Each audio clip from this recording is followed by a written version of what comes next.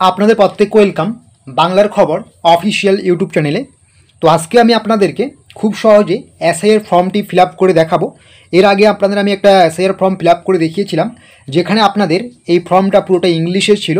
এর ফলে অনেকেরই হয়তো বুঝতে আপনাদের সমস্যা হচ্ছে, যেহেতু আমাদের পশ্চিমবঙ্গে বা আমাদের বাংলায় পুরো ফর্মটা বাংলা ভাষায় রয়েছে। তো আজকে আমি সম্পূর্ণ বাংলা ভাষায় ফর্মটা ফিল আপ করবো। আবার অনেকেই কিন্তু আপনারা বুঝতে পারছেন না এসআইআর ফর্মে সম্পর্কের ঘরে আপনাদের ঠিক কী বসাতে হবে। বিবাহিত মেয়েরা আত্মীয়ের নাম কার দেবেন, স্বামীর দেওয়া যাবে কি না, নাকি শুধু বাবার দিতে হবে, সম্পর্কের ঘরে কি বসাতে হবে। এই মুহূর্তে দাঁড়িয়ে বর্তমান সময়ে দাঁড়িয়ে যে আপডেটটি পাওয়া গিয়েছে, বিএলওরা যে নির্দেশ দিচ্ছে সেই নির্দেশ মতো এই ফর্মটা আমি ফিল আপ করবো। আমার এই ফর্মটি দেখে কোনো ব্যক্তি যদি তার নিজস্ব ফর্ম ফিল আপ করে, আমি এটা 100% গ্যারান্টি দিয়ে বলতে পারি সেই ফর্মটা হবে একদম নির্ভুল ফর্ম, তাকে পরবর্তীতে কোনো সমস্যায় পড়তে হবে না। তো সবার প্রথমে আপনাদের আমি জানাবো, এই যে আপনারা দেখতে পাচ্ছেন উপরে বেশ কয়েকটি ঘর রয়েছে, এগুলো আমি একটু হাইড করে দিয়েছি পার্সোনাল সিকিউরিটির জন্য। এখানে কিন্তু নির্বাচকের নাম থাকবে, তার প্রেজেন্ট বর্তমান যে এপিক নাম্বার সেই এপিক নাম্বার থাকবে, আপনারা একটু খেয়াল করে নেবেন। তার ঠিকানা থাকবে, তার পরের ঘরে কিন্তু ক্রমিক সংখ্যা থাকবে প্রেজেন্ট বর্তমান। তারপরে রয়েছে অংশ নাম্বার, রয়েছে বিধানসভা লোকসভার নাম রয়েছে, রাজ্যের নাম থাকবে এবং একটা কিউআর কোড থাকবে যেখানে তার সম্বন্ধে বিস্তৃত তথ্য থাকবে এবং ওল্ড একটা ফটো থাকবে, আগের ভোটার কার্ডে যে ফটোটি রয়েছে সেটা থাকবে। এবং এখানে আপনাকে কিন্তু সাম্প্রতিক একটি ফটো যুক্ত করতে হবে, কালারফুল ফটো, যেটা হোয়াইট ব্যাকগ্রাউন্ডে থাকলে খুব ভালো হয়, খুব সুন্দর ফটো, যাতে সব কিছুই স্বচ্ছভাবে বোঝা যায়। এটা করে আপনাকে কিন্তু ফর্মের নিচে দেখতে হবে। তো এটা আশা করি বুঝতে পারছেন, যার নামে ফর্ম আসবে তার নামেই কিন্তু তথ্য থাকবে এগুলো সব, শুধুমাত্র ফটো এখানে যার নামে আসবে তার নামে ফটো এখানে দিতে হবে বা তার ফটো দিতে হবে।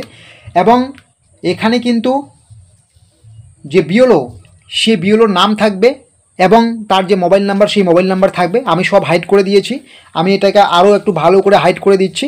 এবার আমি ফর্মটা আপনাদেরকে ফিল আপ করে দেখাচ্ছি। সবার প্রথমে আপনাকে যেটা করতে হবে, আপনি দেখবেন এখানে দেখবেন জন্ম তারিখ রয়েছে আপনাদের। এই জন্ম তারিখের জায়গায় যে ব্যক্তির নামে ফর্মটি এসেছে সে ব্যক্তির ডেট অফ বার্থটা লিখতে হবে, খুব সুন্দর করে তারিখ লিখতে হবে প্রথমে, তারপরে মাস লিখতে হবে, তারপরে বছরটা লিখতে হবে এবং আধার নাম্বার লিখতে হবে ঐচ্ছিক, যদি থাকে তো অবশ্যই লিখতে হবে, না থাকলে প্রয়োজন নেই। মোবাইল নাম্বার লিখতে হবে, অবশ্যই মোবাইল নাম্বারটা অ্যাক্টিভ মোবাইল নাম্বার দিতে হবে। পিতা বা অভিভাবকের নাম, আপনার বাবার নাম লিখতে হবে। আপনার বাবার যদি ভোটার কার্ড থাকে তার যে আইডি রয়েছে সেটা লিখতে হবে এখানে। তারপরে আপনার মায়ের নাম লিখতে হবে যার নামে ফর্মটি এসেছে এবং মায়ের এপিক নাম্বার থাকলে লিখতে হবে। যদি আপনার স্বামী বা স্ত্রী থাকে তার নাম লিখতে হবে, এখানে টিক দেবেন, আপনি স্বামীর লিখছেন না স্ত্রী লিখছেন, এবং তার এপিক নাম্বার এখানে আপনি বসিয়ে দেবেন। তো আশা করি বুঝতে পারছেন, প্রথম ঘরটা আপনাদের প্রত্যেকের জন্য সেম টু সেম একই থাকবে। আপনার প্রেজেন্ট একটি আইডি কার্ড নিয়ে বসবেন, সেটা হতে পারে আধার কার্ড, হতে পারে ভোটার কার্ড, নিয়ে দেখে খুব সুন্দর করে এটাকে ফিল আপ করে দেবেন। তারপরে আপনাকে এখানে দুটি ঘর দেওয়া হয়েছে, একটা হচ্ছে সর্বশেষ এসআইআরে নির্বাচক তালিকায় থাকা নির্বাচকের বিবরণ। যদি আপনার 2002 সালের যে লিস্টটা আপনি প্রকাশিত করেছে সেই লিস্টটা এনেছেন, এই লিস্টে নাম থাকে তাহলে আপনাকে এই দিকের ঘরটা ফিল আপ করতে হবে।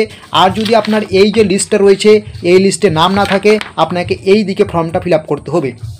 দেখা গেল কোনো ব্যক্তির লিস্টে নাম আছে, তাহলে সবার প্রথমে তাকে এই দিকের ঘরটা কীভাবে ফিল আপ করতে হবে সেটা আমরা দেখিয়ে দিচ্ছি।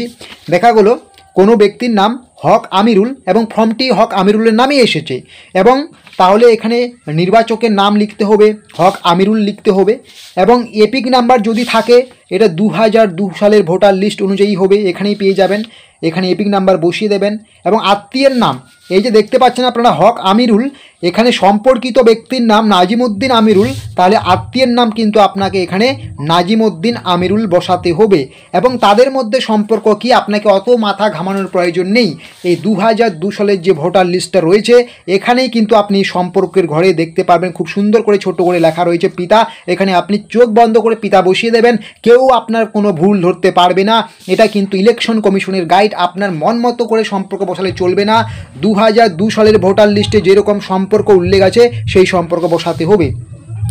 জেলার নাম, আপনার যে জেলা রয়েছে 2002 সালের লিস্ট অনুযায়ী সেই জেলার নাম আপনি বসিয়ে দেবেন এবং রাজ্যের নাম বসিয়ে দেবেন এবং বিধানসভা ক্ষেত্রের নাম আপনার যে 2002 সালের ভোটার লিস্টটি রয়েছে উপরে দেখতে পারবেন আপনার বিধানসভা ক্ষেত্রের নাম রয়েছে, যেমন এখানে দেখতে পাচ্ছেন রাজগঞ্জ। এই রকম বিধানসভা ক্ষেত্রের নাম আপনি এখানে বসিয়ে দেবেন। তারপরে নিচে রয়েছে বিধানসভা ক্ষেত্রের নাম্বার, এখানে আপনি পেয়ে যাবেন, বসিয়ে দেবেন। এবং অংশ নম্বর এখানে সবার উপরে পেয়ে যাবেন, বসিয়ে দেবেন। এবং ক্রমিক নম্বর আপনার যে নাম রয়েছে তার পাশেই দেখবেন ক্রমিক নম্বর আছে, সেই ক্রমিক নম্বর বসিয়ে দেবেন। বসিয়ে দেওয়ার পরে 2002 সালের লিস্টে নাম থাকলে এখানে আপনাকে তারপরে সই করতে হবে এবং সাথে আপনার কিন্তু তারিখটা এখানে উল্লেখ করতে হবে। তাহলেই যাদের আপনাদের 2002 সালের ভোটার লিস্টে নাম আছে আপনাদের ফর্ম ফিল আপ করা সম্পূর্ণ হয়ে গেল। আপনি পারলে এটাতে একটা ক্রস চিহ্ন দিয়ে দেবেন, না চাইলে কোনো কিছু করার প্রয়োজন নেই। ঠিক আছে, এখন একটু জটিল বিষয়ে, যাদের আপনাদের 2002 সালের লিস্টে নাম নেই তাহলে কি করতে হবে? দেখা গেল যে ব্যক্তির নামে এই ফর্মটি এসেছে তার 2002 সালের লিস্টে নাম নেই, তখন তাকে দেখতে হবে তার আত্মীয়ের কার নাম রয়েছে। যদি তার বাবার নাম থাকে বা মায়ের নাম থাকে সে কিন্তু সেই ব্যক্তির নাম দিয়ে এসআইআরটা করতে পারবে। তার সম্পর্কিত কোনো ব্যক্তি যদি 2002 সালের লিস্টে নাম থাকে তার নামটা এখানে বসাতে হবে। দেখা গেল আপনার 2002 সালের লিস্টে নাম নেই, আপনার বাবার নাম 2002 সালের ভোটার লিস্টে আছে, আপনার বাবার নাম হচ্ছে আলী আশরাফ, তাহলে আপনার বাবার নাম এখানে খুব সুন্দর করে লিখে দিতে হবে আলী আশরাফ। ঠিক আছে, এবং যদি এপিক নাম্বার থাকে, এই যে এপিক নাম্বার আছে এখানে আপনি 2002 সালের লিস্ট অনুযায়ী সেই এপিক নাম্বার বসিয়ে দেবেন। এবং আত্মীয়ের নাম, এই যে আলী আশরাফ যে আপনার যে বাবা, আপনার বাবার সাথে সম্পর্কিত ব্যক্তির নাম কি? আপনার বাবার সাথে যে সম্পর্কিত ব্যক্তি হচ্ছে তার নাম হচ্ছে তসমল আশরাফ। তার সম্পর্ক কি? আত্মীয়ের নামের পরে এখানে সম্পর্ক জায়গায় কিন্তু এখানে আপনি সম্পর্ক পেয়ে যাবেন, এখানে উল্লেখ আছে পিতা, আপনাকে এখানে পিতা লিখে দিতে হবে।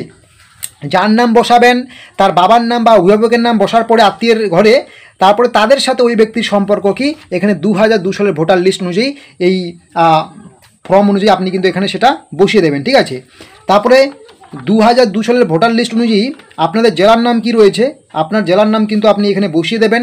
তারপরে আপনার রাজ্যের নাম বসিয়ে দেবেন এবং বিধানসভা ক্ষেত্রের নাম কিন্তু আপনাকে এখানেই পেয়ে যাবেন 2002 সালের লিস্ট অনুযায়ী, উপরের দিকেই পেয়ে যাবেন। এবং ক্ষেত্রের নম্বরটাও কিন্তু আপনারা এখানে পেয়ে যাবেন এবং অংশ নম্বর উপরে পেয়ে যাবেন। ক্রমিক নম্বর যে ব্যক্তির নামে করছেন এসআইআরটা সম্পূর্ণ, সেই ব্যক্তির কত নম্বর ক্রমিকে নাম রয়েছে সেই ক্রমিক নাম্বার কিন্তু আপনাকে এখানে বসিয়ে দিতে হবে, তারপরে ফর্মটা ফিল আপ করতে হবে। দেখা গেল কোনো বিবাহিত মহিলার স্বামীর নাম রয়েছে 2002 সালের ভোটার লিস্টে, তাহলে তার এখানে স্বামীর নাম বসাতে হবে, তার এপিক নাম্বার বসাতে হবে, আত্মীয়ের নামে কিন্তু স্বামীর বাবার নাম বা মায়ের নাম বসাতে হবে, তাদের মধ্যে কি সম্পর্ক 2002 সালের লিস্ট অনুযায়ী বের করে, বা স্বামীর সাথে যে সম্পর্কিত ব্যক্তি রয়েছে 2002 সালের লিস্ট অনুযায়ী সেটার নাম এখানে উল্লেখ করতে হবে, পিতা নাকি মাতা, জেলা উল্লেখ করতে হবে। এবং কোনো বিবাহিত মহিলা স্বামীর নামে না করে বাবার নামে করলে সেখানে বাবার নাম উল্লেখ করতে হবে, দাদুর নাম উল্লেখ করতে হবে আত্মীয়ের জায়গায়, তারপরে তাদের সম্পর্ক কি এটা লিখে কিন্তু ফর্মটা ফিল আপ করে কিন্তু পুরোপুরি এখানে একটা সিগনেচার করে ডেট উল্লেখ করলে কিন্তু এসআইআর ফর্ম ফিল আপ সম্পূর্ণ হয়ে যাবে। আশা করি বুঝতে পারছেন। এরকম আরও গুরুত্বপূর্ণ ইন্টারেস্টিং ভিডিওগুলো পাওয়ার জন্য অবশ্যই আপনারা আমাদের এই বাংলার খবর অফিসিয়াল ইউটিউব চ্যানেলটিকে সাবস্ক্রাইব করবেন। আর হ্যাঁ, আপনারা চেষ্টা করবেন এই এসআইআর ফর্মটাকে সম্পূর্ণ ইংরেজি ভাষায় লিখতে, এর ফলে কিন্তু আপনাদের ফর্মটি বুঝতে অনেকটাই সুবিধা হবে।